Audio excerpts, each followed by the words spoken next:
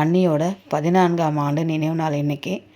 அதுக்காக வீட்டில் பூஜை போடுவோம். எப்போவுமே அவங்களுக்கு பிடிச்ச மாதிரி அவங்களுக்கு புடவை, பூ, மஞ்சள், குங்குமம், தாலிக்கயிறு எல்லாம் வச்சுட்டு அன்றைக்கி அமாவாசைன்றதால வீட்டில் சாமி ஃபோட்டோக்கும் பூவெல்லாம் வச்சு நம்ம இறந்தவங்களையும் படைக்கணும் இல்லையா?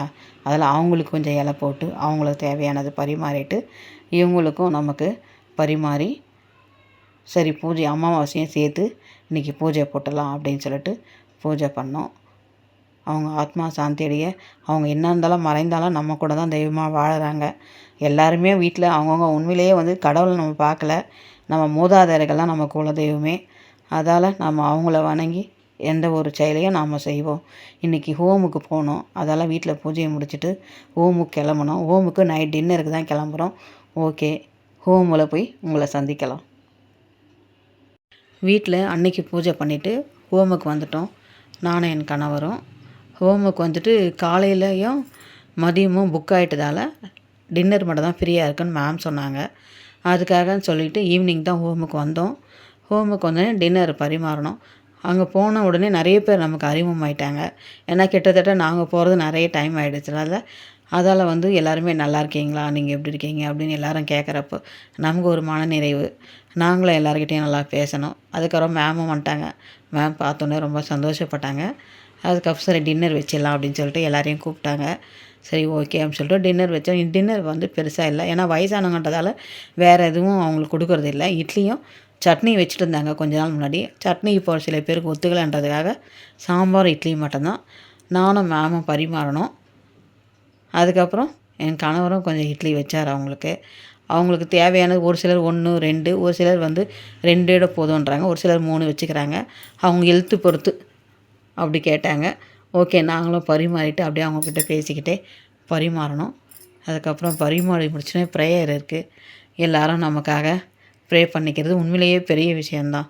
நாம் என்ன தான் நம்ம வீட்டில் அது எல்லோரையும் கூப்பிட்டு நம்ம ஒரு விருந்து வச்சா கூட இந்த மாதிரி 4 உள்ளங்க அவங்க யாருமே நமக்கு தெரியல.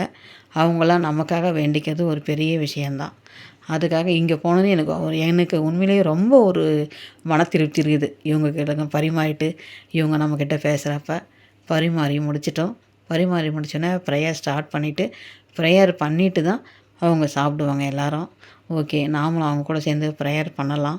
நீங்களும் இந்த மாதிரி உங்களுக்கு ஏதாவது இருந்தால் ஹோமோ இல்லை ஏதாவது ஒரு ஆசிரமம் வந்தால் உதவி பண்ணுங்கள். இது கட்டாயம் கிடையாது. நம்ம லட்சக்கணக்கில் செலவு பண்ணுறோம்.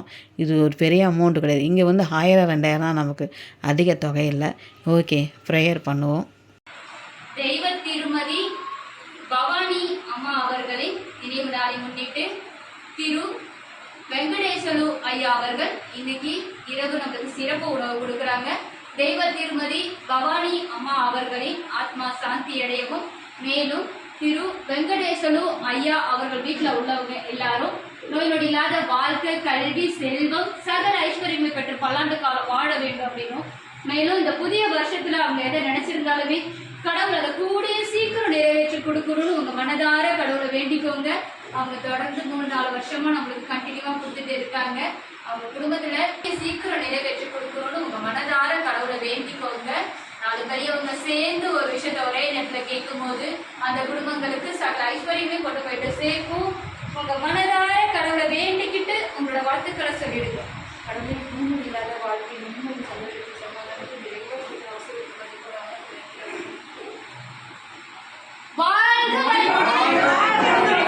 ப்ரேயர் முடிஞ்சதும் எல்லாருக்கும் நன்றி சொல்லிவிட்டு அமாவாசைன்றதால குலதெய்வ கோயிலுக்கு போகலான்னு சொல்லிட்டு நாங்களே கிளம்ப ஆயிட்டோம். ஹோமுக்கு எல்லாருக்கும் நன்றி சொல்லிவிட்டு நேராக குலதெய்வ கோயிலுக்கு வந்தாச்சு. அங்காளம்மன் சூப்பராக நல்லா படுத்துட்டு அலங்காரம் சூப்பராக நல்லா இருந்தது. நாங்களும் வேண்டிக்கிட்டு எல்லாருக்காகவும் வேண்டிக்கிட்டு வீட்டுக்கு வந்துட்டோம். நன்றி. வாழ்க வளமுடன். தொடர்ந்து சேனலுக்கு சப்போர்ட் பண்ணுங்கள். நன்றி.